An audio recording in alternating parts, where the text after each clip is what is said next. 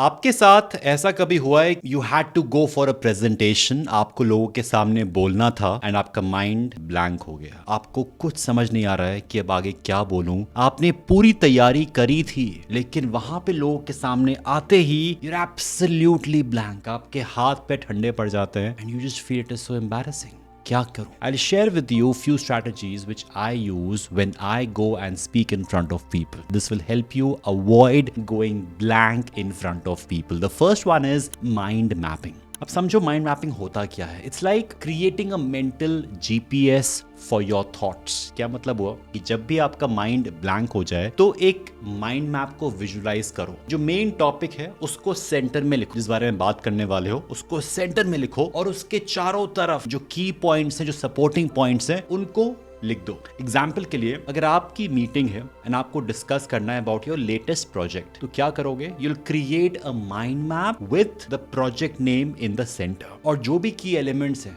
जैसे कि आपके गोल्स हैं, आपके डेडलाइंस हैं, आपकी रिसोर्सेज हैं, आपके टीम मेंबर्स हैं, जो भी कैटेगरीज हैं वो आपने उसके चारों तरफ लिख दिया and suddenly your thoughts have a direction कि मुझे इन इन इन एरियाज के बारे में बात करनी है। आया समझ? बहुत पावरफुल है। दूसरा टेक्निक है द पावर ऑफ विजुअलाइजेशन। ये समझना कि विजुअलाइजेशन एक बहुत ही इंपॉर्टेंट वेपन है जो आप यूज कर सकते हो अपने लिए। It's like a dress rehearsal. आप जब वर्ल्ड कप देखते हो और देखते हो कि एक जो प्लेयर है वो कितनी आसानी से चौका मार देता है, इतनी आसानी से वो शॉट खेल देता है। यस, उसने उस शॉट की बहुत प्रैक्टिस करी है, लेकिन he is able to visualise it when he is playing that shot in the real time. When you're about to speak in English, close your eyes and imagine a similar situation.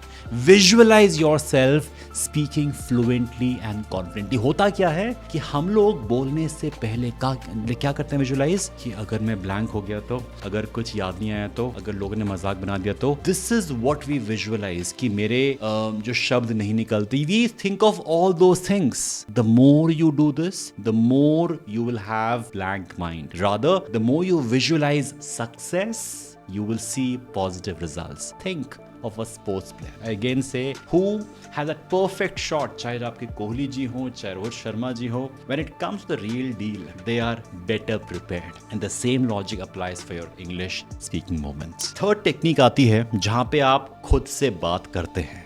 That is talking to yourself. आप कहोगे दिवस, are you crazy? मतलब खुद से कौन बात करता है, मैं पागल थोड़ा ना हूं। Well the more you do this, the more your brain gets used to forming English sentences. आप जो आपकी बेसिक दिनचर्या है, दिन की ही होती है, रातचर्या रात की होती है।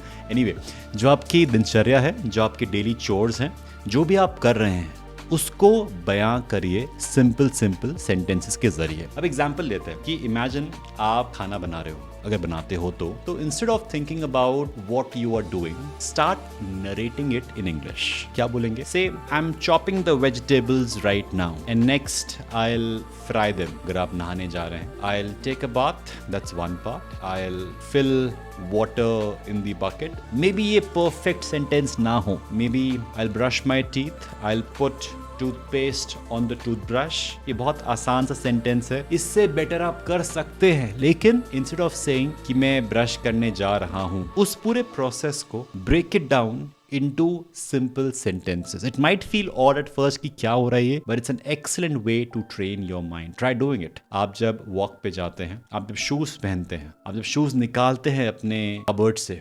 everything can be into segments. उसको बताइए, बयां करें। आया समझ? The next is the 5-second rule, जो कि मेल रॉबिन्स ने बताया था। अब उन्होंने क्या कहा कि इस रूल के जरिए आप अपनी हेसिटेशन को कम कर सकते हैं और एक्शन ले सकते हैं। अक्सर क्या होता है कि जब भी हम लोग नर्वस होते हैं, पैनिक में होते हैं, तो हम लोग आगे नहीं बढ़ पाते हैं, एकदम से हमारा माइंड ब्लैंक हो जाता है। वो कहती हैं कि उस मोमेंट पे count backwards from 5, 4, 3, 2, 1 and then start speaking. The moment you do this, you give your brain some time. The focus shifts from what is affecting you to 5, 4, 3, 2, 1. Example के लिए खुद को imagine करिए कि आप एक जॉब इंटरव्यू दे रहे हो, आपसे एक सवाल पूछा गया and your mind goes blank. But instead of panicking, you start counting down to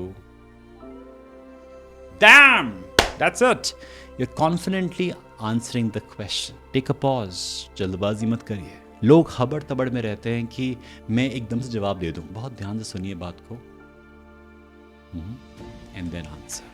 the next one is an amazing technique, इसे हम कहते हैं RNR, रिकॉर्ड एंड रीप्ले। अब क्या करना है, आपके पास अपना स्मार्टफोन है, रिकॉर्ड करिए। Use your phone to record your voice और मे बी द वीडियो। जब रिकॉर्ड करेंगे तो आपको समझ आएगा कि आप जो सोच रहे हैं और आप जो बोल रहे हैं उसमें कहाँ गैप है, कौन कौन से एरियाज हैं जहाँ पे आपको वर्क करना है। Else you will never get to know कि इम्प्रूव कहाँ पे करना है। इमेजिन करिए you preparing for a presentation, so record your practice sessions. आप जब घर में प्रैक्टिस कर रहे हो तो शीशे के सामने नहीं, मोबाइल के सामने, फोन के सामने रिकॉर्ड करो। You will notice specific points where you stumble, आप जहाँ पे अटक जाते हैं, जहाँ पे आप ब्लैंक हो जाते हैं। नाउ यू नो कि अच्छा ये जो पार्ट है पूरी प्रेजेंटेशन का, मुझे इस पे और टाइम स्पेंड करना है। एंड आखिरी टेक्निक, एम्ब्रेस मिस्टेक्स। ये बहुत इंपॉर्टेंट चीज है, क्योंकि हम लोग ब्लैंक कब होते हैं, जब हम लोग परफेक्ट वर्ड ढूंढ रहे होते हैं, परफेक्ट सेंटेंस ढूंढ रहे होते हैं कि मैं कुछ ऐसा बोलूं कि लोग बोलें वाह।